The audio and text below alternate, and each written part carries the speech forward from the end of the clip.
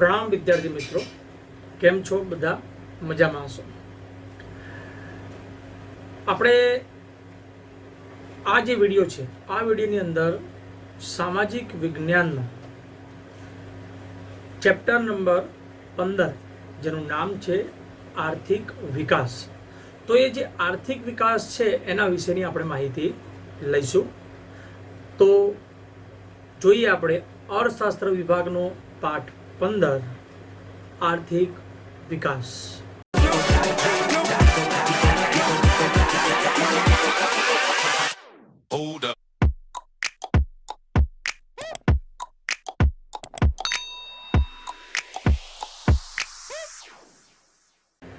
તો વિદ્યાર્થી મિત્રો, આપણે સમજીએ આર્થિક વિકાસ પાઠનો અર્થ. વિદ્યાર્થી મિત્રો, પાઠની શરૂઆત થાય છે પાઠના ટાઇટલથી. પાઠનું ટાઇટલ શું છે? તો પાઠનું ટાઇટલ છે આર્થિક વિકાસ. તો વિદ્યાર્થી મિત્રો, સૌથી પહેલા આપણે સમજવું પડશે કે આર્થિક વિકાસ એટલે શું. તો બે શબ્દો છૂટા પડે છે. એક શબ્દ છે આર્થિક અને બીજો શબ્દ છે વિકાસ. તો આર્થિક એટલે શું? તો આર્થિક, આપણે ઘણી વખત આવા શબ્દો સાંભળ્યા છે કે વ્યક્તિ આર્થિક રીતે નબળો છે, વ્યક્તિ આર્થિક રીતે મજબૂત છે. આર્થિક મતલબ કે જેની અંદર પૈસાને લગતી બાબતો, આવકને લગતી બાબતો હોય એને આર્થિક કહેવાય. અને વિકાસ, આપણા ઘણા બધા નેતાઓને તમે સાંભળ્યું હશે કે જ્યારે એ લોકો ભાષણ આપવા માટે આવે છે ને, તો ભાષણ આપવા આવે ત્યારે વારંવાર આ વિકાસ શબ્દનો ઉપયોગ કરે છે. જો આપણો દેશ આર્થિક રીતે મજબૂત થાય, મતલબ કે નાણાકીય રીતે આવકના ક્ષેત્રમાં મજબૂત થાય, તો આપોઆપ વિકાસ થવાનો, અને વિકાસ થશે તો એને કહેવાશે આર્થિક વિકાસ. એટલે વિદ્યાર્થી મિત્રો, ખાસ ધ્યાન રાખજો કે આ અત્યારે હું જે બોલ્યો એ આર્થિક વિકાસની વ્યાખ્યા નથી. હું અત્યારે જે બોલ્યો એ ફક્ત મેં તમને એક સામાન્ય અર્થ સમજાવ્યો છે. બાકી આર્થિક વિકાસની જે વ્યાખ્યા છે એ આખી અલગ આવશે. આપણે એને અલગથી સમજીશું. વિદ્યાર્થી મિત્રો, ખાસ ધ્યાન રાખજો કે અત્યારે દરેક દેશ, પછી એ ભારત હોય, આપણો પાડોશી દેશ પાકિસ્તાન હોય કે પછી ચાઇના હોય, દરેક દેશ કોઈના કોઈ ક્ષેત્રમાં ગમે તે રીતે છેલ્લે આ તો ઈચ્છે જ કે તેનો વિકાસ થાય. અને તેનો વિકાસ થાય એટલા માટે તે શું કરે છે? એનાથી થાય બધા પ્રયત્નો કરે છે. અને એનો જે પ્રયત્ન છે એ સતત ચાલતો રહે. તેમાં ઘણા દેશ એવા છે કે જે આગળ નીકળી જાય અને ઘણા દેશ પાછળ રહી જાય છે. એટલા માટે એક શબ્દ વપરાય છે, તમે બાજુમાં ચોપડીમાં જોઈ શકો છો કે વિકાસ એ માત્ર આર્થિક જ નહીં, પરંતુ અનેક પાસાઓ ધરાવતા સામાજિક પરિવર્તનની પ્રક્રિયા છે. મતલબ ફક્ત ને ફક્ત વિકાસ થવાથી, મતલબ કે જેની અંદર આવકનું પ્રમાણ વધશે તો દેશનું પરિવર્તન નહીં થઈ જાય. દેશના પરિવર્તન માટે એક તો આવક એટલે કે આર્થિક તો જરૂરી છે જ, પણ આર્થિકની સાથે સાથે બીજા ઘણા બધા પાસાઓની જરૂર છે, ઘણી બધી બાબતોની જરૂર છે જે આપણે આ પાઠમાં ભણીશું. અને એટલા માટે શબ્દ વાપર્યો છે કે સામાજિક પરિવર્તનની પ્રક્રિયા છે. હવે વિદ્યાર્થી મિત્રો, સૌથી પહેલા આપણે સમજીએ. તમે ચોપડીમાં જોઈ શકો છો બાજુની આકૃતિમાં. બાજુની આકૃતિમાં તમે જોશો તો તમને જોવા મળશે કે બાજુની આકૃતિમાં આર્થિક વિકાસની અંદર તમને 3 પોઈન્ટ આપ્યા હશે. સમજો વિદ્યાર્થી મિત્રો, બાજુની આકૃતિમાં આર્થિક વિકાસમાં તમને 3 પોઈન્ટ આપ્યા હશે. તો એ જે 3 પોઈન્ટ આપેલા છે એ 3 પોઈન્ટ વિશે આપણે સમજીએ. તો વિદ્યાર્થી મિત્રો, એ જે 3 પોઈન્ટ છે એ કયા કયા છે? તો પહેલો પોઈન્ટ આ રીતનો હશે કે દેશની રાષ્ટ્રીય આવકમાં સતત વધારો થવો. શબ્દ સમજો વિદ્યાર્થી મિત્રો. રાષ્ટ્રીય આવકમાં વધારો થવો. રાષ્ટ્રીય એટલે દેશ અને આવક એટલે દેશને પ્રાપ્ત થતા પૈસા. હવે પ્રશ્ન એ થશે કે આ પૈસા આવે ક્યાંથી? તો વિદ્યાર્થી મિત્રો, આ જે આવક છે એ ક્યાંથી આવે છે? તો એનું એક્ઝામ્પલ આપણે લઈએ કે ધારો કે હું પેટ્રોલ પંપ ઉપર પેટ્રોલ ભરાવા ગયો અને પેટ્રોલની કિંમત છે 78 રૂપિયા. હકીકતમાં એ 78 રૂપિયા જે છે એ ગવર્મેન્ટને નથી પડતી. ગવર્મેન્ટને તો કેટલામાં પડે છે? 50 રૂપિયા કે 55 રૂપિયામાં. તો ઉપરની જે રકમ છે એ વધારાની જે રકમ છે એ આપણે શું ચૂકવીએ છીએ? ટેક્સ ચૂકવીએ. શું ચૂકવીએ છીએ? ટેક્સ. આ તો મેં તમને પેટ્રોલનું ઉદાહરણ આપ્યું. આવા ઘણા બધા ઉદાહરણો આવી શકે. પેટ્રોલ છે, પેટ્રોલ સિવાયના અન્ય ક્ષેત્રો છે. આપણે એટલીસ્ટ મૂવીની ટિકિટ લઈએ છીએ તો મૂવીની ટિકિટમાં પણ ટેક્સ હોય છે. કદી ટિકિટ ઉપર તમે વાંચજો તો એ જેટલો બી આપણે ટેક્સ પે કરીએ છીએ, ભરીએ છીએ, એ બધો જ ટેક્સ ક્યાં જાય છે? તો એ બધો જ ટેક્સ ગવર્મેન્ટ પાસે જાય છે. અને એ જે પૈસો ભેગો થાય છે વિદ્યાર્થી મિત્રો, એ જે પૈસો ભેગો થાય છે આપણે એને રાષ્ટ્રીય આવક કહીએ છીએ. જે દેશની રાષ્ટ્રીય આવક વધારે એ દેશ આર્થિક વિકાસ ધરાવતો દેશ ગણી શકાય. એટલા માટે આપણી ગવર્મેન્ટ કહે છે કે તમે સમયસર ટેક્સ ભરો. કેમ કહે છે સમયસર ટેક્સ ભરો? કારણ કે જો તમે ટેક્સ ભરશો તો દેશની રાષ્ટ્રીય આવક વધશે. દેશની રાષ્ટ્રીય આવક વધશે તો આપોઆપ દેશનો વિકાસ થશે. તો આર્થિક વિકાસ એટલે એની અંદર પહેલો મુદ્દો આ લખવાનો કે દેશની રાષ્ટ્રીય આવકમાં વધારો થવો. પછી બીજો શબ્દ છે દેશની માથાદીઠ આવકમાં વધારો થવો. હવે શબ્દ સમજો વિદ્યાર્થી મિત્રો. માથાદીઠ, જેટલા માથા છે એમની આવક, એટલે એને કહેવાય માથાદીઠ. હવે વિદ્યાર્થી મિત્રો, માથાદીઠ આવક માટે તમારે એની વ્યાખ્યા સમજવી પડશે. તેની વ્યાખ્યા શું છે? તેની વ્યાખ્યા છે કે દેશની કુલ રાષ્ટ્રીય આવકને દેશની કુલ વસ્તી સાથે ભાગવાથી પ્રાપ્ત થતી આવક. શબ્દ સમજો વિદ્યાર્થી મિત્રો. દેશની કુલ રાષ્ટ્રીય આવકને દેશની કુલ વસ્તી સાથે ભાગતા મળતી સરેરાશ રકમ, સરેરાશ આવક એટલે માથાદીઠ આવક. આનું ઉદાહરણ જોઈએ કે દેશની કુલ રાષ્ટ્રીય આવક, ઉદાહરણ તરીકે દેશની રાષ્ટ્રીય આવક છે 128 કરોડ. આ યાદ રાખજો વિદ્યાર્થી મિત્રો, હું ફક્ત ઉદાહરણ આપી રહ્યો છું. એવું ના સમજતા કે દેશની આવક 128 કરોડ છે. આ ફક્ત અને ફક્ત એક ઉદાહરણ છે. તો ધારો કે દેશની માથાદીઠ આવક માપવી છે તો એના માટે આપણે રાષ્ટ્રીય આવકનો એક અંદાજો કાઢ્યો કે જેમ કે દેશની કુલ રાષ્ટ્રીય આવક છે 128 કરોડ, સામે દેશની કુલ વસ્તી છે 128 કરોડ. તો શું થશે વિદ્યાર્થી મિત્રો? 128 કરોડ આવકને આપણે જ્યારે 128 કરોડ લોકોમાં વેચી દઈશું તો સરખા ભાગમાં વેચવાથી તમને શું મળશે? તો સરખા ભાગમાં વેચવાથી એક વ્યક્તિના હાથમાં શું આવશે? 1 રૂપિયો આવશે. તો એ જે 1 રૂપિયો આવ્યો એ એની માથાદીઠ આવક કહેવાય. જેટલી માથાદીઠ આવક વધારે એટલી દેશના વિકાસના કામગીરીમાં એનો ભાગ વધારે. મતલબ જેટલી માથાદીઠ આવક વધારે એટલો દેશનો વિકાસ વધુ થાય છે. ત્યાર પછી વિદ્યાર્થી મિત્રો ત્રીજી વ્યાખ્યા છે, ત્રીજો પોઈન્ટ છે. ત્રીજા પોઈન્ટમાં તમે જોઈ શકો છો કે લોકોના જીવન ધોરણમાં સુધારો થવો. જીવન ધોરણ, જીવનનું પણ ધોરણ હોય. જેમ આપણે ધોરણ હોય કે આપણે જ્યારે પહેલામાં ભણતા હતા પછી બીજામાં આવ્યા, બીજા પછી ત્રીજામાં આવ્યા, ત્રીજા પછી ચોથામાં આવ્યા, એમ સ્ટેપ બાય સ્ટેપ ઉપર ગયા. જેમ જેમ તમે સ્ટેપ બાય સ્ટેપ ઉપર ગયા તેમ તેમ તમારી જવાબદારી પણ વધતી ગઈ. જેમ જેમ જવાબદારી વધતી ગઈ એમ એમ તમને ખ્યાલ આવ્યો કે જીવન કઈ રીતે જીવી શકાય. તો વિદ્યાર્થી મિત્રો, જીવન ધોરણ બી એનું જ એક ઉદાહરણ છે. પોતાના જીવનમાં સમયસર જેમ જેમ તમે સુધારો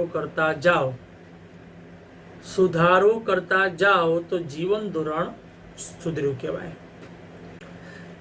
વિદ્યાર્થી મિત્રો, કોઈ ધારો કે મેનેજરની પોસ્ટ ઉપર હોય, પણ એની જે કામગીરી છે એ કામગીરીના કારણે એ મેનેજરની પોસ્ટ ઉપરથી જો કોઈ નીચલી પોસ્ટ ઉપર આવી જાય ને તો એનું જીવન ધોરણ લથડ્યું કહેવાય.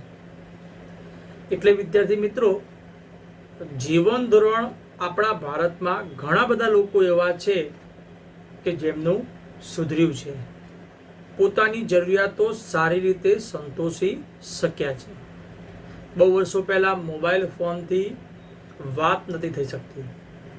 ફોન કરવા માટે ટેલિફોન લાઈનનું બૂથ હોય, એમાં લાઈનમાં લાગવું પડતું હતું. અને આજે તમે પરિસ્થિતિ જો, ઘરે ઘરે મોબાઈલ છે. એટલીસ્ટ શાકભાજી વેચતા હોય એમની પાસે પણ મોબાઈલ હોય, સફાઈ કામદાર હોય એમની પાસે પણ મોબાઈલ હોય. ટૂંકમાં ભારતના નાનામાં નાના વર્ગનો વ્યક્તિ પણ અત્યારે મોબાઈલ ધરાવે છે. મતલબ કે પોતાની જરૂરિયાતોને સારી રીતે સંતોષી શકે છે. અને એટલા માટે એવું કહી શકાય છે કે ભારતના જીવન ધોરણમાં સુધારો થયો છે. મતલબ કે ભારતના લોકોના જીવન ધોરણમાં સુધારો થયો છે. અને જીવન ધોરણ સુધર્યું છે, માથાદીઠ આવક વધી છે, તો દેશનો આર્થિક વિકાસ પણ થયો છે. તો વિદ્યાર્થી મિત્રો, સૌથી પહેલા હું તમને કહી દઉં, આટલા સુધીના પોઈન્ટમાં તમારા માટેના પ્રશ્નો કયા કયા છે. તો પહેલો પ્રશ્ન તમારે લખવાનો છે, રાષ્ટ્રીય આવક એટલે શું? તમે નીચેના ફકરામાં પહેલી લાઈનમાં એની વ્યાખ્યા જોઈ શકશો. બીજો પ્રશ્ન તમારે લખવાનો છે, માથાદીઠ આવક એટલે શું? અને ત્રીજો પ્રશ્ન લખવાનો છે, જીવન ધોરણમાં કઈ બાબતોનો સમાવેશ થાય છે? અને વિદ્યાર્થી મિત્રો, એક પ્રશ્ન લખવાનો નથી, પણ પરીક્ષા માટે ખૂબ ઉપયોગી છે અને તમને 2 માર્ક્સમાં પૂછી શકે છે અથવા 3 માર્ક્સમાં. જે તમે ચોપડીમાં બાજુની આકૃતિમાં તમે જુઓ છો તો એમાં જે નીચેનો ફકરો છે કે જેમાં રાષ્ટ્રીય આવકની વ્યાખ્યા શરૂ થાય છે, એ આખો પ્રશ્ન બનશે. અને પ્રશ્ન આ રીતે બનશે કે ભારતનો આર્થિક વિકાસ થઈ રહ્યો છે એવું સાથી કહેવામાં આવે છે. તો વિદ્યાર્થી મિત્રો, આની અંદર જેટલા પોઈન્ટ્સ છે તમારે કમ્પલસરી લખવાના છે. વિદ્યાર્થી મિત્રો, હવે આપણે જોઈએ બહુ જ અગત્યનો પ્રશ્ન જે તફાવતના સ્વરૂપમાં પૂછી શકાય છે. આ પ્રશ્ન, આ તફાવત બહુ જ મોસ્ટ આઈએમપી છે. યાદ રાખજો વિદ્યાર્થી મિત્રો, તફાવત છે ખરા, પણ તમે એને તફાવતની રીતે નહીં, પરંતુ ચોપડીમાં જે રીતે ઉલ્લેખ કર્યો છે તમે એ રીતે લખી શકો છો. તો જોઈએ આપણે આર્થિક વૃદ્ધિ અને આર્થિક વિકાસ વચ્ચેનો તફાવત. તો સૌથી પહેલો પોઈન્ટ આવશે વિકાસની પ્રક્રિયાના આધારે. વિદ્યાર્થી મિત્રો સમજો, વિકાસની પ્રક્રિયાના આધારે હવે 2 દેશ પાડ્યા છે. એક છે આર્થિક વિકાસવાળા દેશ અને બીજો છે આર્થિક વૃદ્ધિવાળા દેશ. આપણે એને આ રીતે પણ લઈ શકીએ કે આર્થિક વિકાસવાળા દેશ કે જેનો સમાવેશ આપણે વિકાસશીલ દેશોમાં કરી શકીએ, કે જેનો વિકાસ ધીરે ધીરે ધીરે ધીરે થઈ રહ્યો છે. જ્યારે આર્થિક વૃદ્ધિવાળા દેશ એવા દેશ આપણે ગણી શકીએ કે જેનો વિકાસ થઈ ચૂક્યો છે. તો સૌથી પહેલા આપણે સમજીએ વિકાસની પ્રક્રિયાના આધારેમાં આર્થિક વિકાસમાં શું લખી શકાય. તો આર્થિક વિકાસમાં લખી શકાય કે ગુણાત્મક પરિવર્તન જોવા મળે છે. ફરીથી કહું છું વિદ્યાર્થી મિત્રો, આર્થિક વિકાસમાં ગુણાત્મક પરિવર્તન જોવા મળે છે, જ્યારે આર્થિક વૃદ્ધિમાં પરિણાત્મક પરિવર્તન જોવા મળે છે. તો આપણે પહેલા સમજીએ કે ગુણાત્મક પરિવર્તન અને પરિણાત્મક પરિવર્તનમાં ફરક શું. પરિણાત્મક પરિવર્તન એટલે શું? તો જે પરિણામ સ્વરૂપમાં ફેરવાતું હોય, જેમ કે ઉદ્યોગોની સંખ્યા સતત વધતી જ જાય, આવકનું પ્રમાણ સતત વધતું જાય, કોઈ પણ ક્ષેત્રનું પ્રમાણ સતત વધતું જાય તો એને આપણે પરિણાત્મક પરિવર્તન કહીએ. જ્યારે ગુણાત્મક પરિવર્તન એટલે શું? પહેલા ગુણવત્તાને ધ્યાનમાં રાખવામાં આવે અને પછી પરિવર્તનનો વિચાર કરવામાં આવે, મતલબ કે પરિણામનો વિચાર કરવામાં આવે, તો એનો સમાવેશ થાય છે ગુણાત્મક પરિવર્તનમાં. આપણા દેશમાં મોટા ભાગે ગુણાત્મક પરિવર્તન જોવા મળે છે, જ્યારે વિકસિત દેશોમાં પરિણાત્મક પરિવર્તન જોવા મળે છે.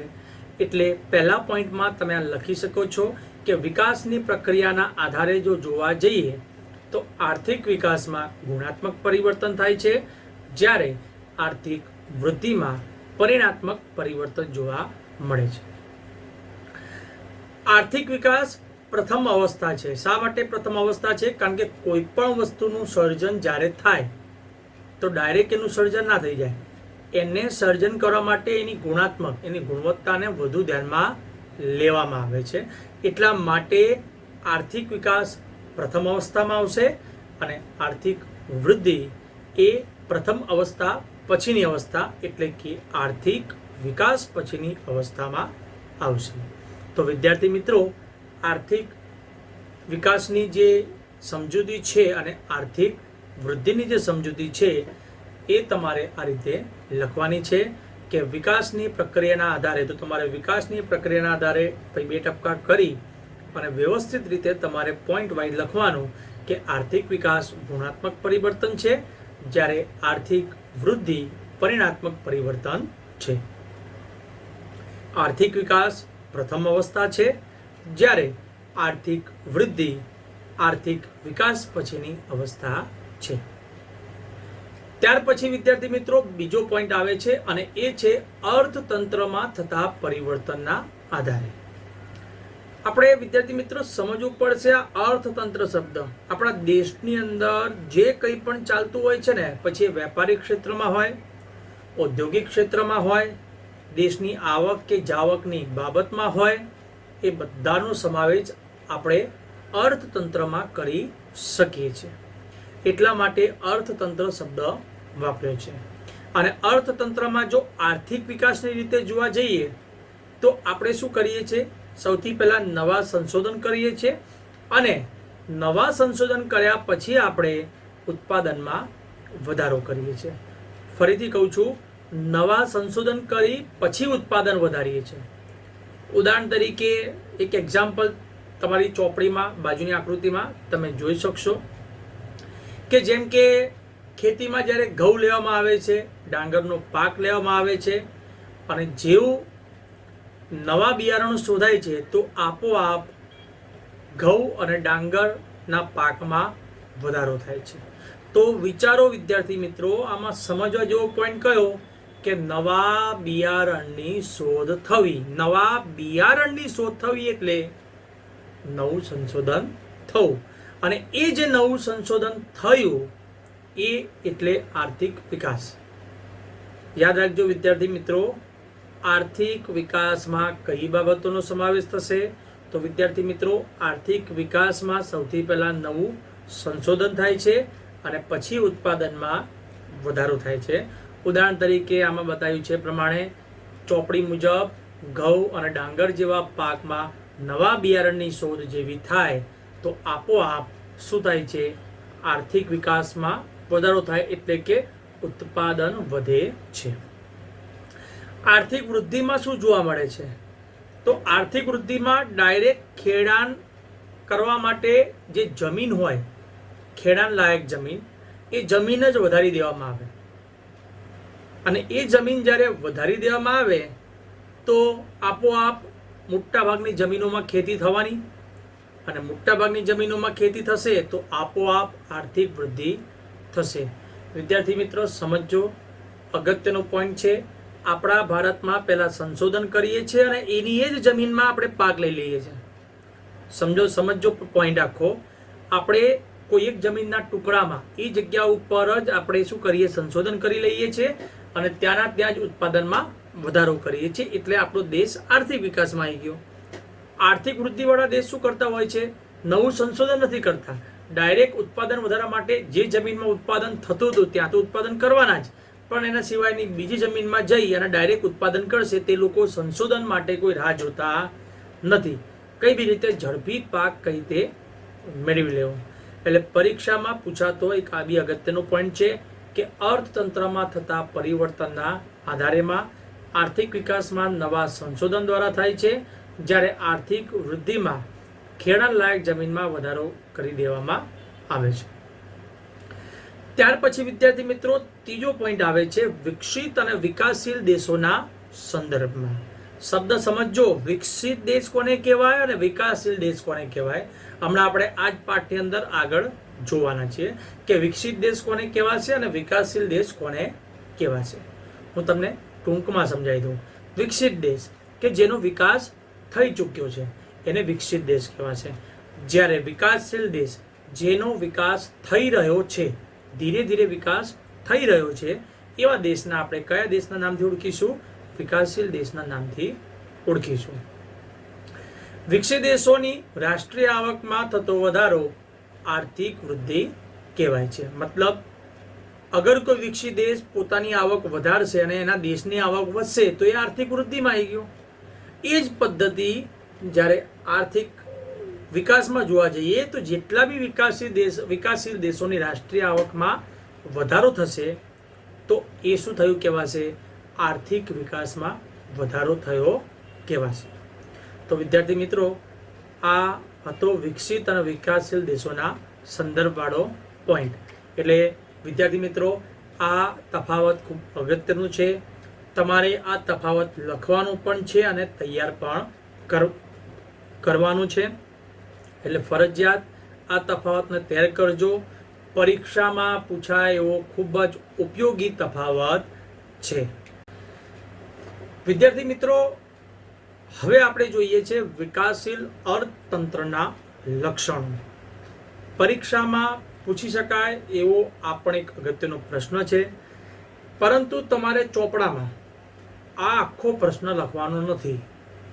ચોપડામાં હું તમને જે આમાંથી પોઈન્ટ કહું એ પોઈન્ટ તમારે લખવાનો છે, બાકીના પોઈન્ટ તમારે લખવાના નથી. હા, પ્રશ્ન અગત્યનો છે, સમય મર્યાદાને ધ્યાનમાં રાખી આ પ્રશ્નને તૈયાર કરજો.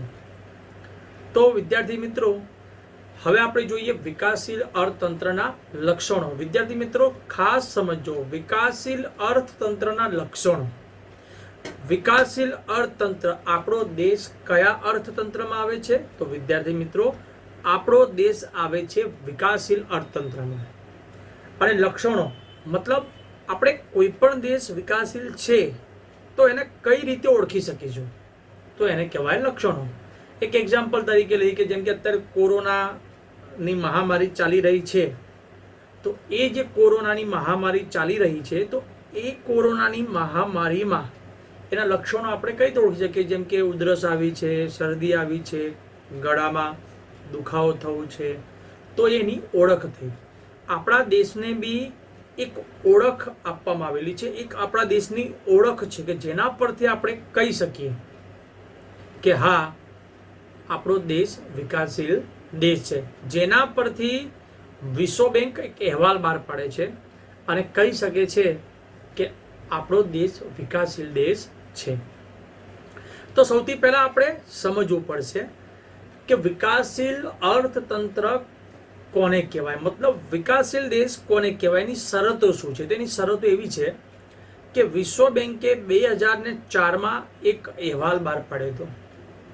સમજો વિદ્યાર્થી મિત્રો, વિશ્વ બેંકે 2004માં એક અહેવાલ બહાર પાડ્યો હતો અને એ અહેવાલ મુજબ કોઈ પણ દેશની જે આવક છે એની કુલ આવક જે છે એ જો $735 કરતાં ઓછી હોય અથવા $735 સુધીની હોય તો એ વિકાસશીલ દેશોમાં આવે. મતલબ $735 એટલે અંદાજિત તમે ગણતરી કરો તો કંઈક 58,000 કે 60,000 જેવું અંદાજો થશે. આપણે 80 રૂપિયાના હિસાબથી ગણવા જઈએ તો 735 ગુણ્યા 80ના હિસાબથી કરવા જઈએ તો અંદાજિત મેં કીધું એ પ્રમાણે 58,000 થી 60,000ની આસપાસ તમારો આંકડો આવશે. મતલબ કે એક વ્યક્તિની સામાન્ય આટલી આવક તો હોવી જોઈએ. કેટલી? અંદાજિત 58,000 થી 60,000, અને એટલી આપણા દેશના લોકોની નથી. મતલબ આપણો દેશ $735 કરતાં ઓછી આવક ધરાવે છે, અને એ જે $735 કરતાં ઓછી આવક ધરાવે છે એટલે આપણો દેશ શામાં આવી જાય છે? વિકાસશીલ દેશોમાં આવી જાય છે. તો વિકાસશીલ દેશોની ઓળખ માટે કેટલીક બાબતો જોડાયેલી છે, તો આપણે જોઈએ. તો સૌથી પહેલી બાબત આવે છે નીચી માથાદીઠ આવક. સૌથી પહેલા હું તમને આગળનું ચલાવેલું રિમાઇન્ડ કરાવી દઉં કે માથાદીઠ આવક એટલે શું. દેશની કુલ આવકને દેશની કુલ વસ્તી સાથે ભાગતા મળતી સરેરાશ રકમ એ શું કહેવાય છે? માથાદીઠ આવક. અને આપણા દેશની જે માથાદીઠ આવક છે કેવી છે? નીચી છે. આપણા દેશની વસ્તી કેવી છે? વધુ છે. અને વધારે વસ્તી હોવાના કારણે જો બધાને સરખા ભાગમાં વેચવા જઈએ તો ભાગમાં કશું જ આવે નહીં, એટલે માથાદીઠ આવક પણ નીચી રહે છે અને જીવન ધોરણ પણ નીચું રહે છે. આ એક સામાન્ય બાબત એવું થયું કે એક રોટલાના ટુકડાને જો 4 જણના ભાગમાં વેચીએ ને, અને એ જ રોટલીના ટુકડાને જો 10 જણના ભાગમાં વેચીએ તો કેટલો ફરક પડશે. સેમ પોઝિશન એ જ છે કે આપણા દેશની નીચી માથાદીઠ આવક કેમ છે? કારણ કે દેશની નીચી માથાદીઠ આવક માટે જવાબદાર કોણ છે? તો વધારે વસ્તી. એટલે આપણો બીજો પોઈન્ટ, વસ્તી વૃદ્ધિનો દર. આપણા દેશમાં વસ્તી વૃદ્ધિના દરની વાત કરીએ ને તો એક તો પહેલા આપણે સમજી લઈએ કે અત્યારે હું બેઠો છું, તમે બેઠા છો, તો અંદાજિત વસ્તી અત્યારે હાલની કેટલી હોવી જોઈએ. એવું ના વિચારતા પાછા કે ઘણી બધી મહામારીઓ આવીને એના કારણે વસ્તી ઘટી, તો એ વાત ખોટી છે. અત્યારે કોરોના કાળને કારણે બી ઘણા બધા લોકો મૃત્યુ પામ્યા છે, પરંતુ વસ્તી હજુ એટલી છે જ. ભારતની વસ્તી 131 કરોડ છે. કેટલી છે? 131 કરોડ અત્યારની પરિસ્થિતિ પ્રમાણે, જે રનિંગ છે પ્રમાણે. એટલે આપણા ભારતમાં જો વિચારવા જઈએ ને તો દર વર્ષે 2.5 કરોડ લોકો જન્મે છે. કેટલા? 2.5 કરોડ લોકો. જ્યારે મૃત્યુ પામવાવાળાની સંખ્યા એનાથી ઓછી છે. મતલબ કે જન્મવાવાળાની સંખ્યા વધારે છે અને મૃત્યુ પામવાવાળાની સંખ્યા ઓછી છે. એટલા માટે આપણા દેશમાં વસ્તી વધારે જોવા મળે છે. આપણા દેશમાં વસ્તી વૃદ્ધિનો દર કેટલો છે? 2% કે તેના કરતાં વધારે છે. 2% કે તેના કરતાં વધારે. મતલબ દેશની કુલ વસ્તીને 2% સાથે તમે જ્યારે ભાગી દેશો ને તો તમને આંકડો મળશે. એ જે આંકડો મળશે ને એ આંકડા પરથી તમને ખબર પડશે કે દર વર્ષે આપણા ભારતમાં કેટલા લોકો જન્મે છે. ત્યાર પછી ત્રીજો અગત્યનો પ્રશ્ન છે અને એ છે કૃષિ ઉપર અવલંબન. આપણા દેશમાં મોટા ભાગના લોકો કૃષિ ઉપર આધાર રાખે છે, કારણ કે ભારત માટે શબ્દ શું વપરાય છે કે ભારત દેશ એક કૃષિ પ્રધાન દેશ છે. કયો શબ્દ વપરાય છે? ભારત દેશ એક કૃષિ પ્રધાન દેશ છે. એટલે કે આપણા દેશમાં જો 100 વ્યક્તિને આપણે ઊભા કરીએ ને, 100 વ્યક્તિને, તો એમાંથી તમને અંદાજિત 60 લોકો એવા મળશે કે જે ખેતી સાથે જોડાયેલા છે, ખેતીની પ્રવૃત્તિ સાથે જોડાયેલા છે. અને એ જે ખેતીની પ્રવૃત્તિ સાથે જોડાયેલા છે એ લોકો ખેતી કરે છે તો એનાથી દેશને પૈસો મળે છે. અને કેટલો મળે છે? અંદાજિત 25% જેટલો. મતલબ 100 એ 25 રૂપિયા દેશને ખેતીમાંથી મળે છે. એટલે આપણા દેશની મુખ્ય આર્થિક પ્રવૃત્તિ કઈ છે? ખેતી છે. આપણા દેશમાં 60% કરતાં વધુ લોકો શામાં જોડાયેલા છે? ખેતી સાથે જોડાયેલા છે. અને આપણા દેશની રાષ્ટ્રીય આવકમાં ખેતીનો ફાળો કેટલું જોવા મળે છે? 25% જેટલું જોવા મળે છે. વિદ્યાર્થી મિત્રો, આમાંથી તમારે ટૂંકો પ્રશ્ન લખવાનો છે. કયો પ્રશ્ન લખવાનો છે? કે ખેતી સાથે કેટલા ટકા લોકો જોડાયેલા છે અને ખેતીમાંથી રાષ્ટ્રીય આવકનો હિસ્સો કેટલા ટકા જોવા મળે છે. ત્યાર પછીનો ચોથો જે પોઈન્ટ આવે છે એ છે આવકની વહેંચણીમાં અસમાનતા. આવકની વહેંચણીની અસમાનતાના આપણે સારા ઉદાહરણ લઈ શકીએ. એના માટે આપણે બે ભાગ પાડવા પડશે. એક ભાગ પાડવો પડશે ગ્રામીણ વિસ્તાર અને એક ભાગ પાડવો પડશે શહેરી વિસ્તાર.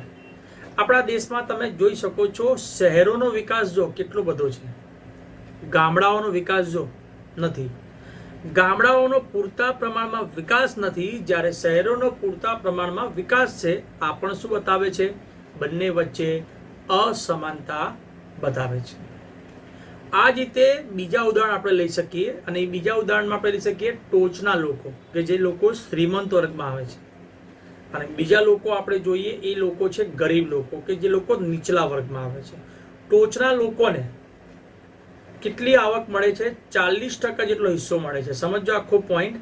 ટોચના ટોટલ સંખ્યા કેટલી છે? અંદાજિત 20% જેટલી. અને 20%માંથી એમને આપણા દેશમાંથી હિસ્સો કેટલો મળે છે? 40%. તમે વિચારો વિદ્યાર્થી મિત્રો, આ ટોચના લોકોને પૈસાની કોઈ જરૂર નથી, છતાં બી એમને આપણા દેશની આવકમાંથી 40% જેટલો હિસ્સો મળે છે. જ્યારે છે કેટલા લોકો? માત્ર ને માત્ર 20% લોકો. નીચલા લોકો, જે લોકો ગરીબી રેખામાં આવે છે, નીચલા વર્ગમાં આવે છે, એવા લોકોને આપણા દેશના હિસ્સામાંથી માત્ર 10% હિસ્સો મળે છે. જ્યારે છે કેટલા લોકો? અંદાજિત 20% લોકો. મતલબ ફરક કેટલો બધો છે? ટોચના 20% લોકો છે તેમને 40% હિસ્સો મળે છે, જ્યારે તળિયાના એટલે કે ગરીબ લોકો 20% જેટલા છે, તો જ્યારે એમને હિસ્સો મળે છે કેટલો? 10% જેટલો હિસ્સો મળે છે. મતલબ કહી શકાય એવું કે આપણા દેશમાં ગરીબ વધુ ગરીબ બનતો જાય છે અને અમીર વધુ અમીર બનતો જાય છે. અને એટલા માટે શબ્દ બહુ અગત્યનો છે કે વિકાસશીલ રાષ્ટ્રોમાં આવક અને સંપત્તિનું કેન્દ્રીકરણ માત્ર ને માત્ર ધનિક લોકોમાં જોવા મળે છે. હવે પછીનો નેક્સ્ટ મુદ્દો છે બેરોજગારી. વિદ્યાર્થી મિત્રો, બેરોજગારીનો અર્થ શું છે? પહેલા આપણે એનો એક વ્યાખ્યા સ્વરૂપે અથવા એક ટૂંકા સ્વરૂપે એક્ઝામ્પલ લઈએ કે બેરોજગારી કોને કહેવામાં આવે છે. અત્યારે આટલી મોટી મહામારી આવી તો તમે બધા જોયું હશે કે કેટલાય લોકો પોતપોતાના પ્રદેશોમાં પાછા જતા રહ્યા. હવે જતા તો રહ્યા, પણ ત્યાં એમને કોઈ કામ મળવાનું અત્યારે નથી, તો એ લોકો બેરોજગાર થયા. બેરોજગારીની વ્યાખ્યા એવું બી આપણે કહી શકીએ કે જે લોકો ભણેલા ગણેલા હોય, મતલબ જેની પાસે પૂરતું જ્ઞાન હોય, જેની પાસે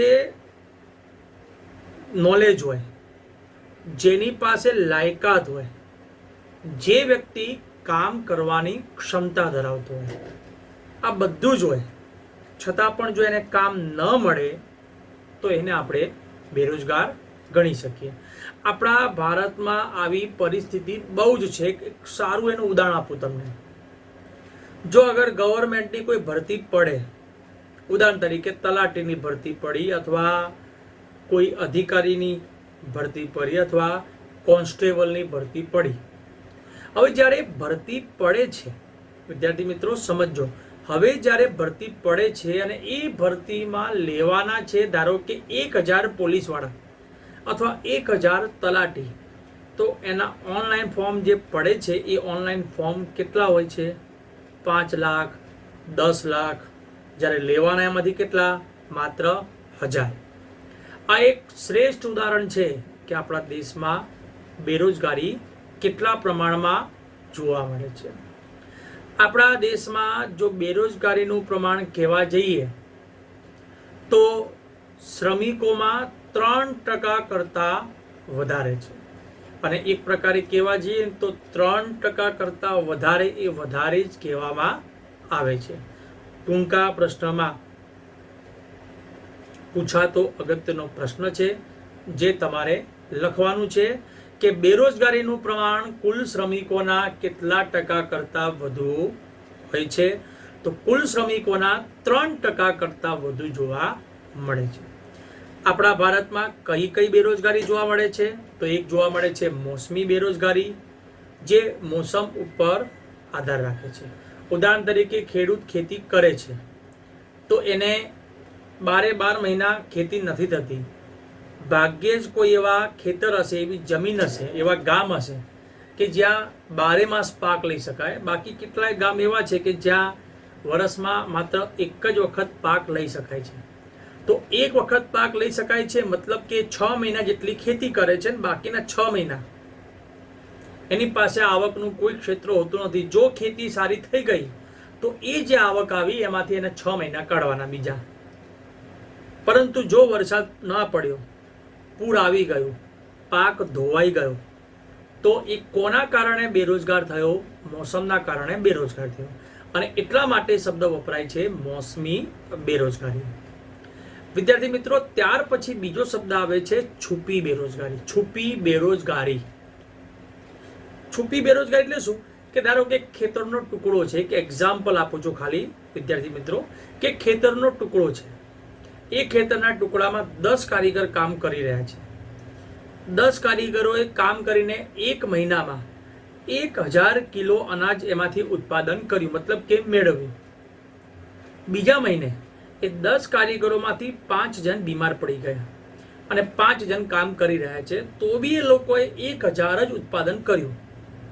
તો જો 1000 કિલો 10 જણ કામ કરતા હતા તોય ઉત્પાદન થતું હતું, અને 5 જણ કામ કરે છે તો બી ઉત્પાદન થાય છે. મતલબ કે એ જે વધારાના 5 જણ છે એ હોય કે ના હોય એનાથી કોઈ ફરક પડતો નથી. મતલબ એવા લોકો કયા બેરોજગાર કહેવાશે? છુપી બેરોજગાર કહેવાશે. અને ત્રીજી બેરોજગારી જે જોવા મળે છે એ હોય છે ઔદ્યોગિક બેરોજગારી.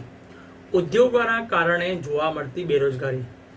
વિદ્યાર્થી મિત્રો, એક મહિનાના 30 દિવસ હોય, એમાંથી કોઈ બી કંપની કારીગરોને 26 દિવસનો પગાર આપે, મતલબ કે 4 રવિવાર એમને ઘરે રહેવું પડે, જેને આપણે રજા કહીએ છીએ. હકીકતમાં એ રજા નથી હોતી, એ વીજ કાપ હોય છે. પણ ઘણી વખત એવું બી બને છે કે વીજ કાપ વધારે થાય, કોઈ યંત્ર બગડી જવું અથવા બહારથી કોઈ યંત્ર આવવું, અને એ કારણસર ઘણી વખત કંપનીવાળા એમને થોડા સમય માટે શું કરી દે છે? બેરોજગાર કરી દે છે. એટલે એ શાના કારણે બેરોજગાર થયા? ઉદ્યોગોના કારણે થયા. એટલા માટે એને આપણે ઔદ્યોગિક બેરોજગારી કહી શકીએ. તો તમને ખ્યાલ આવી ગયો હશે બેરોજગારીની અંદર. અને એના પછીનો આપણે પોઈન્ટ જોઈએ છે, અને એ જોઈએ ગરીબ. વિદ્યાર્થી મિત્રો, ગરીબ એટલે શું? તમને પૂછવામાં આવે ગરીબ એટલે શું, તો તમે શું કહેશો? રસ્તા ઉપર ભીખ માંગતો એ ગરીબ, જેની પાસે કપડાં નથી એ ગરીબ, તમને રખડતો દેખાય એ ગરીબ. વિદ્યાર્થી મિત્રો, એની એક પ્રોપર વ્યાખ્યા લખવાની કે ગરીબ એટલે શું.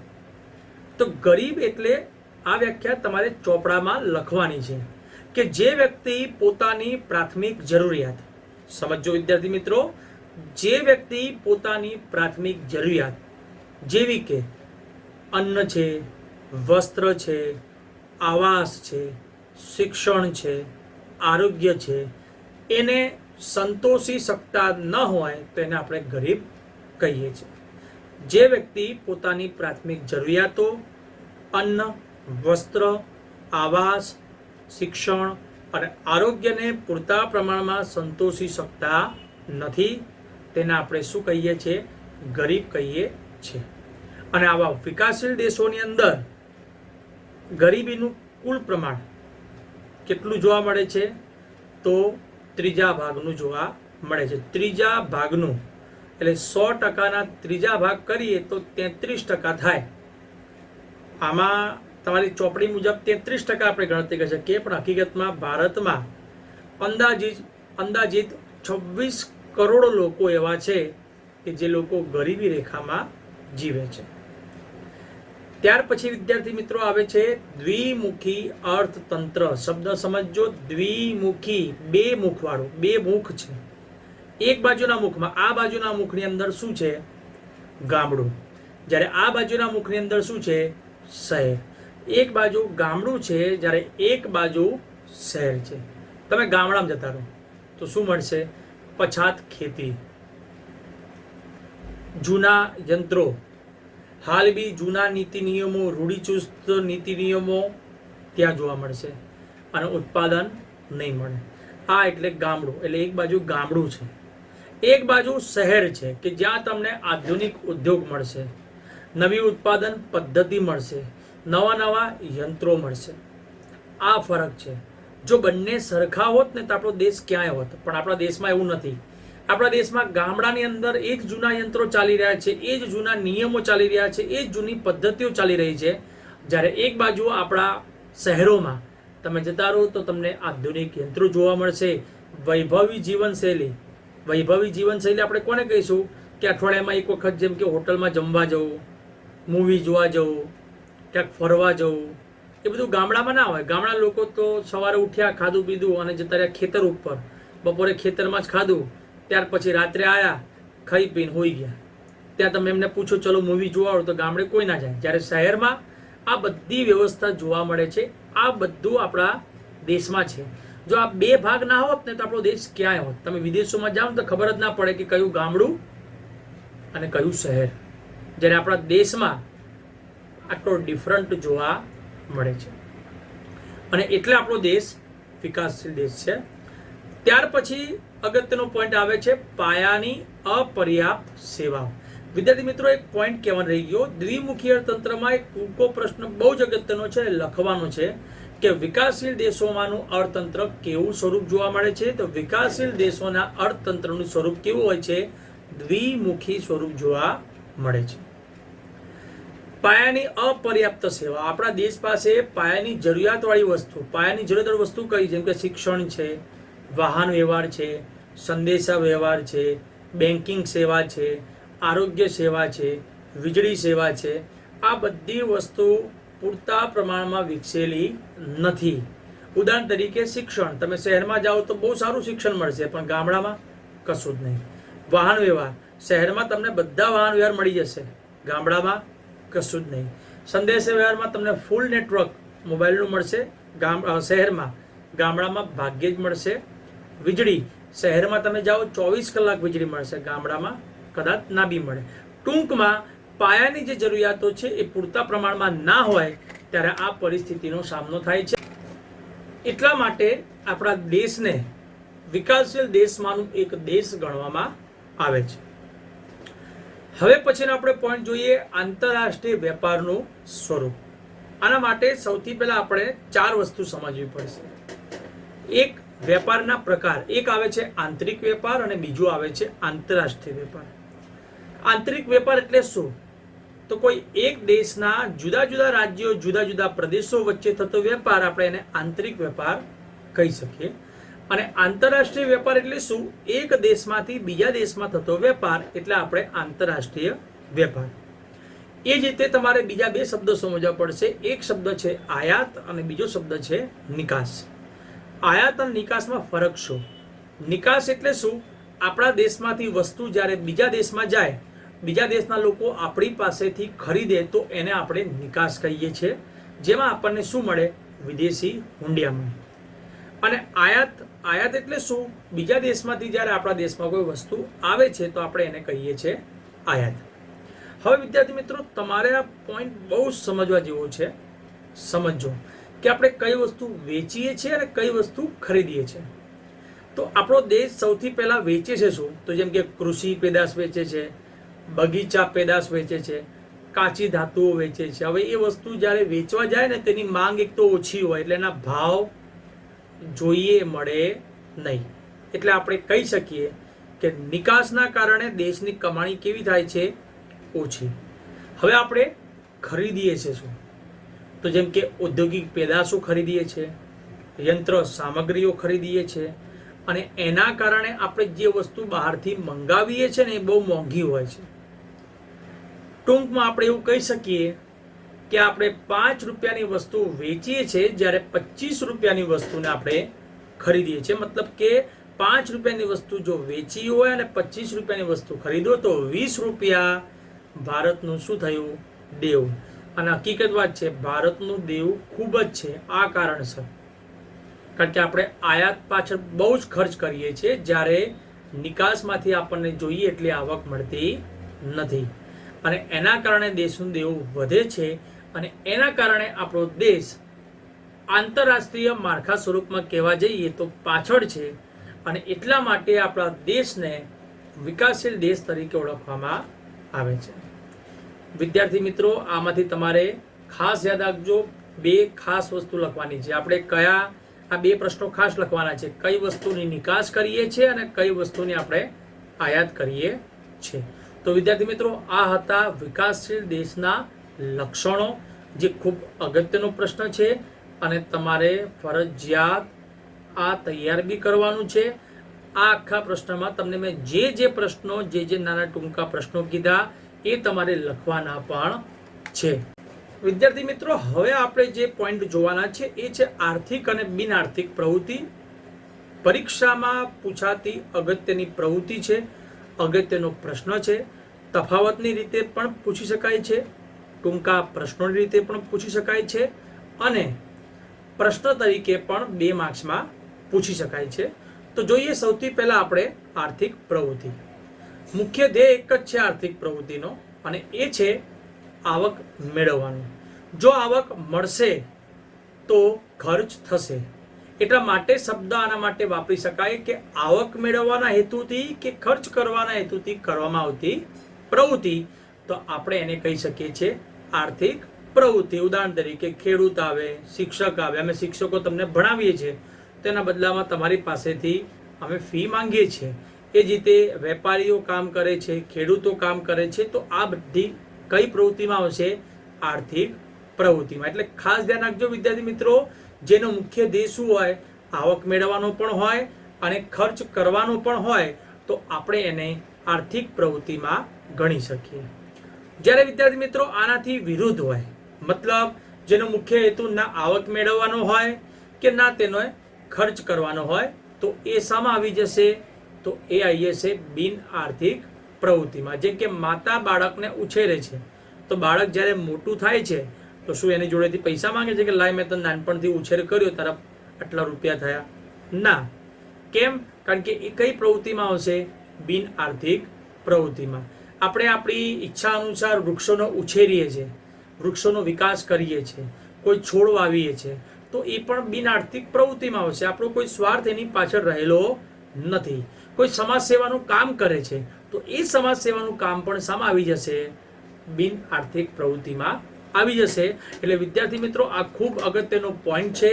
પરીક્ષામાં પૂછાય એવો ખૂબ અગત્યનો પ્રશ્ન છે, જે તમારે કમ્પલસરી લખવાનો છે. હવે આપણે જોઈએ વિદ્યાર્થી મિત્રો ભારતીય અર્થકરણનું માળખું. તો વિદ્યાર્થી મિત્રો, ભારતીય અર્થકરણના માળખામાં 3 ભાગનો સમાવેશ થાય છે. એક છે પ્રાથમિક ક્ષેત્ર, બીજું છે માધ્યમિક ક્ષેત્ર અને ત્રીજું છે સેવા ક્ષેત્ર. ફરીથી કહું છું, આ પ્રશ્ન તમને ટૂંકા પ્રશ્નમાં પૂછી શકાય છે અને પ્રશ્ન આ રીતે પૂછાશે કે ભારતીય અર્થકરણના માળખામાં કેટલી બાબતોનો સમાવેશ થાય છે, અથવા ભારતીય અર્થકરણના માળખાના કુલ વિભાગો કેટલા? તો ભારતીય અર્થકરણના કુલ 3 વિભાગો છે. પ્રાથમિક ક્ષેત્ર છે, માધ્યમિક ક્ષેત્ર છે અને સેવા ક્ષેત્રનો સમાવેશ થાય છે. તો આપણે જોઈએ સૌથી પહેલા પ્રાથમિક ક્ષેત્ર. વિદ્યાર્થી મિત્રો, પ્રાથમિક ક્ષેત્ર કે મતલબ કે જે દેશના તમામ કાર્યમાં પ્રથમ અવસ્થામાં આવે, જે પહેલા નંબર ઉપર આવે, એ છે પ્રાથમિક ક્ષેત્ર. અને પહેલા નંબર ઉપર આપણને બધાને ખબર જ છે કે આપણો ભારત દેશ કેવો દેશ છે? તો આપણો ભારત દેશ એક ખેતી પ્રધાન દેશ છે. અને ભારત દેશ જો ખેતી પ્રધાન દેશ હોય તો ખેતી સૌ પ્રથમ આવશે. એટલે ખેતી પ્રાથમિક ક્ષેત્રમાં આવશે અને ખેતી સાથે જોડાયેલી તમામ બાબતો. હવે ખેતી સાથે જોડાયેલી બાબતો કઈ કઈ? તો જેમ કે પશુપાલન છે, પશુ સંવર્ધન છે, મરઘા બતકા ઉછેર છે, કાચી ધાતુઓનું ખોદકામ કરવું છે, મત્સ્યનો ઉછેર કરવું છે, જંગલોનો વિકાસ કરવો છે. આ બધું પ્રાથમિક ક્ષેત્રમાં આવશે. ટૂંકા પ્રશ્નમાં પૂછાતો પ્રશ્ન છે. 2 માર્કમાં આ પૂછી શકાય છે કે પ્રાથમિક ક્ષેત્ર વિશેની માહિતી આપો, અથવા આ રીતે પૂછી શકે છે કે ભારતીય અર્થકરણના માળખામાં પ્રાથમિક ક્ષેત્રની સમજૂતી આપો. તેની અંદર તમારે યાદ રાખવાનું, ખેતી તેમજ ખેતી સાથે જોડાયેલી તમામ બાબતોને આપણે પ્રાથમિક ક્ષેત્રના નામથી ઓળખીએ છીએ. ત્યાર પછી વિદ્યાર્થી મિત્રો આવે છે માધ્યમિક ક્ષેત્ર. પ્રાથમિક પછી આપણા દેશમાં સૌથી વધારે શું થાય? ખેતી. ખેતી પછી સૌથી વધારે શું? તો ખેતી પછી સૌથી વધારે માધ્યમિક એટલે કે ઉદ્યોગો આવે. એટલા માટે ઉદ્યોગોનો સમાવેશ એમાં થશે. ટૂંકમાં આપણે કહી શકીએ કે નાનકડી ટાંકડીથી લઈ મોટા યંત્ર સુધી જ્યાં બને બધું માધ્યમિક ક્ષેત્રમાં આવી જાય.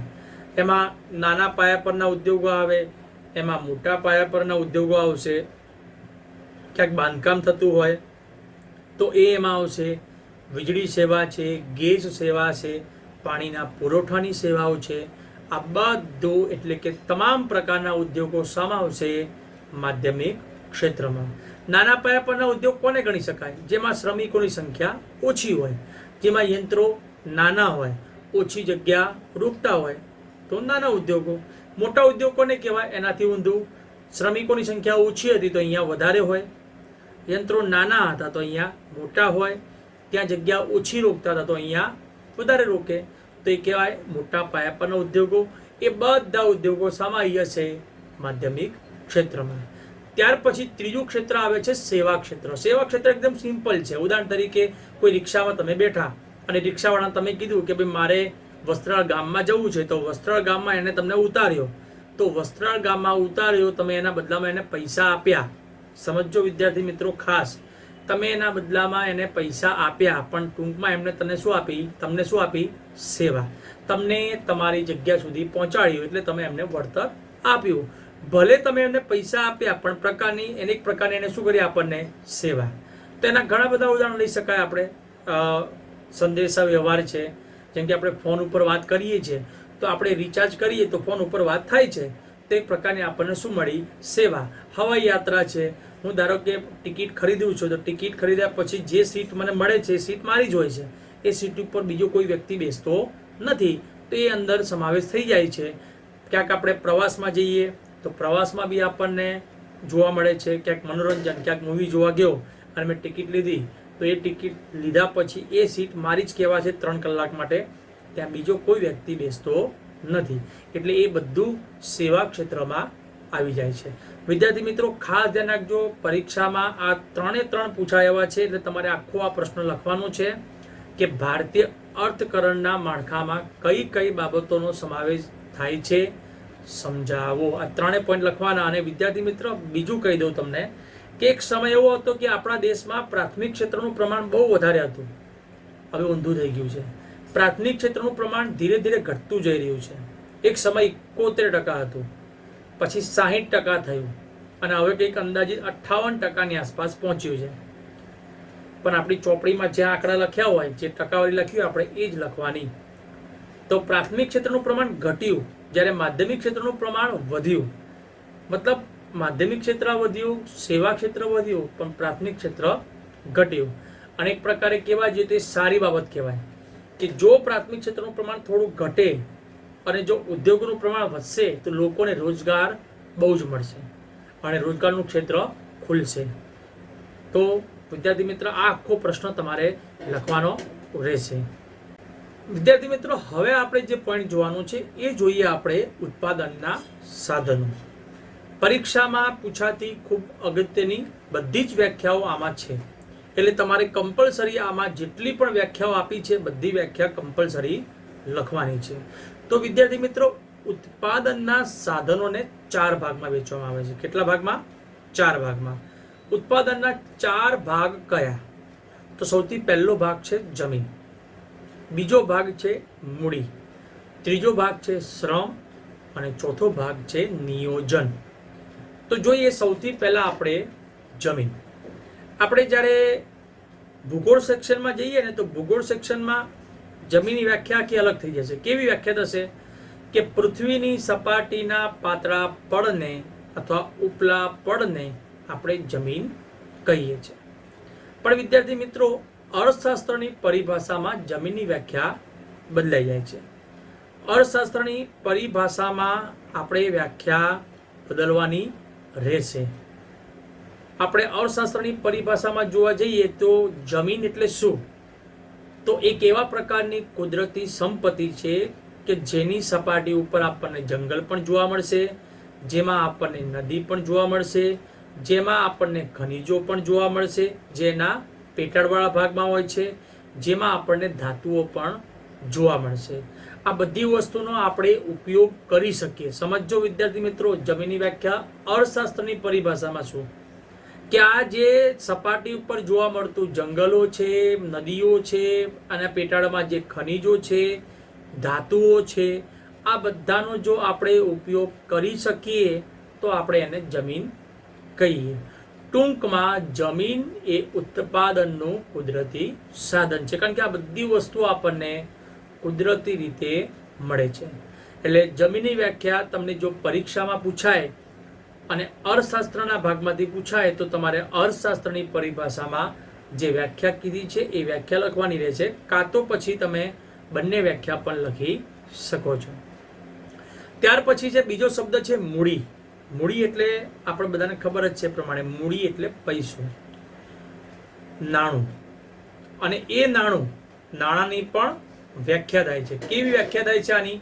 કે ઉત્પાદનની પ્રક્રિયામાં ઉપયોગમાં લેવાતા માનવ સર્જિત સાધન. માનવ સર્જિત સાધન કેમ? કારણ કે આ વસ્તુનું સર્જન માનવીએ કર્યું છે, તમે અને મેં, મારા જેવા લોકોએ કર્યું છે, એટલા માટે માનવ સર્જિત સાધન કીધું. બીજો શબ્દ છે ઉત્પાદનની પ્રક્રિયામાં, મતલબ કોઈ પણ વસ્તુનું તમારે ઉત્પાદન કરવું પડશે તો એના માટે તમારે શું જોઈશે? પૈસો. એ મૂડી આપશો તો ઉત્પાદન થશે, યંત્ર બનશે, મકાન બનશે, ઓજારો તૈયાર થશે. એટલા માટે મૂડીની વ્યાખ્યા થશે ઉત્પાદનની પ્રક્રિયામાં ઉપયોગમાં લેવામાં આવતા માનવ સર્જિત સાધનને આપણે મૂડી કહીએ છીએ. ત્યાર પછી વિદ્યાર્થી મિત્રો ત્રીજો શબ્દ આવે છે શ્રમ. શ્રમ એટલે શું? તો પહેલા આપણે સમજવું પડશે ચોપડી પ્રમાણે એક શબ્દ ભૌતિક વળતર. ભૌતિક વસ્તુ કોને કહેવાય? જેમ કે મકાન છે, દુકાન છે, જમીન છે, આ બધું શામાં આવે? ભૌતિક વસ્તુમાં. અને એ ભૌતિક વળતરના હેતુથી કરવામાં આવતું કામ. હવે કેવું કામ? તો શારીરિક કામ, માનસિક કામ. તમારી ચોપડીમાં એવો શબ્દ લખ્યો હશે કે શારીરિક અને માનસિક કામ, પણ તમે એમ લખી શકો એની જગ્યાએ કે ભૌતિક વળતરના હેતુથી કરવામાં આવતા શારીરિક અથવા માનસિક અથવા શારીરિક અને માનસિક એમ બંને પ્રકારનું કરવામાં આવતું કામ એટલે કે શ્રમ. ફરીથી બોલું છું વ્યાખ્યા: ભૌતિક વળતરના હેતુથી કરવામાં આવતું શારીરિક અથવા માનસિક અથવા શારીરિક અને માનસિક એમ બંને પ્રકારનું કરવામાં આવતું કામ, તો આપણે એને કહીએ શ્રમ. ઉદાહરણ છે એના કેટલાક, જેમ કે ખેતમજૂર. ખેતમજૂરને ખાલી શારીરિક કામ કરવાનું, એને મગજ દોડાવવાનું એટલું બધું આવતું નથી, એટલે એનું કામ ફક્ત શારીરિક કહેવાશે. કામદાર ફક્ત શારીરિક. શિક્ષક શારીરિક કામ પણ કહેવાશે અને માનસિક કામ પણ, કારણ કે એને ભણાવવાનું છે એટલે એને શરીરનો પણ ઉપયોગ કરવાનો છે અને મગજનો પૂરેપૂરો ઉપયોગ કરવાનો છે. ડોક્ટર સેમ શિક્ષક જેવું કામ, શારીરિક કામ પણ છે અને માનસિક કામ પણ છે. કારીગર શારીરિક કામ પણ છે અને માનસિક કામ પણ એને ગણી શકાય. તો આ હતી શ્રમની વ્યાખ્યા. ત્યાર પછી આપણે બીજો શબ્દ જોઈએ, નિયોજન. વિદ્યાર્થી મિત્રો આમાં ખાસ ધ્યાન રાખજો, નિયોજન વ્યાખ્યા અલગ છે અને નિયોજક વ્યાખ્યા અલગ છે. નિયોજન એટલે શું? તો ઉપર આપણે જેમ જોઈએ પ્રમાણે, જેમ કે જમીન છે, મૂડી છે, શ્રમ છે, આ ત્રણે ત્રણ વસ્તુને આપણે વ્યવસ્થિત રીતે આયોજન કરીને ક્યાંક ઉપયોગમાં લઈએ તો આપણે એને નિયોજન કહીશું. સમજો, આ ત્રણે ત્રણને જોડી અને ક્યાંક વ્યવસ્થિત ઉપયોગ કરીશું તો આપણે એને નિયોજક કહીશું. અને નિયોજન એટલે શું? તો કોઈ પણ પ્રકારની ઉત્પાદનની પ્રક્રિયામાં જ્યારે આપણે જમીન હોય, મૂડી હોય કે શ્રમ હોય, આ ત્રણેયને આપણે કુશળતાપૂર્વક સંયોજન કરીએ. સંયોજન એટલે ભેગા કરીએ, તો આપણે એને નિયોજક કહીશું. નિયોજક જમીન, મૂડી, શ્રમ ત્રણેય સાધનોને કુશળતાપૂર્વક આપણે સંયોજન કરીએ એટલે કે ભેગા કરીએ છીએ તો નિયોજક કહીશું. અને એ ભેગા કરેલી વસ્તુને આપણે યોજનાપૂર્વક ક્યાંક ઉપયોગમાં લઈશું તો આપણે એને નિયોજન કહીશું. તો વિદ્યાર્થી મિત્રો, આ જે ઉત્પાદનના સાધનોવાળો પોઈન્ટ છે એમાં તમારે ચારે ચાર વ્યાખ્યાઓ ફરજિયાત ચોપડામાં લખવાની પણ છે અને તમારે સાથે સાથે એને તૈયાર પણ કરવાની છે. વિદ્યાર્થી મિત્રો, આ જે 3D સ્ટાઇલથી અને ટેકનોલોજીની માધ્યમથી જે વિડીયો બનાવવાની પદ્ધતિ છે એ તમને કેવી લાગી એના માટે અમને કમેન્ટ સેક્શનમાં, યુટ્યુબના કમેન્ટ સેક્શનમાં અથવા વોટ્સએપ મેસેજ દ્વારા મેસેજ કરીને જાણ કરજો. આ પાઠને આપણે આ ટેકનોલોજીના માધ્યમથી જ પૂરો કરીશું, જેથી કરીને આ પાઠને તમે લોકો ખૂબ સારી રીતે સમજી શકો. વિદ્યાર્થી મિત્રો, બીજી એક વાત કેવી હતી કે ટૂંક સમયમાં એટલે કે 2-4 દિવસોની અંદર હું યુટ્યુબ ઉપર એક ચેનલ ચાલુ કરી રહ્યો છું. કોમેડી ચેનલ છે જેનું નામ છે ગુરુજી કા સ્ટાઇલ. અને એ જે કોમેડી ચેનલ છે એ કોમેડી ચેનલની અંદર તમને ઘરે બેઠા જ્યારે બી ફ્રી ટાઈમિંગ હોય ત્યારે તમે પેટ પકડીને હસી શકો તે રીતના વિડીયો બનાવીને હું મૂકવાનું છું. તો મારી આ જે ચેનલ છે ગુરુજી કા સ્ટાઇલ એને તમે સબસ્ક્રાઈબ કરજો, એના બેલ બટન ઉપર ક્લિક કરજો. એ તમને ફેસબુક ઉપર બી મળી જશે, એ તમને ઇન્સ્ટાગ્રામ ઉપર બી મળી જશે અને એ તમને ટ્વિટર એકાઉન્ટમાં પણ મળી જશે.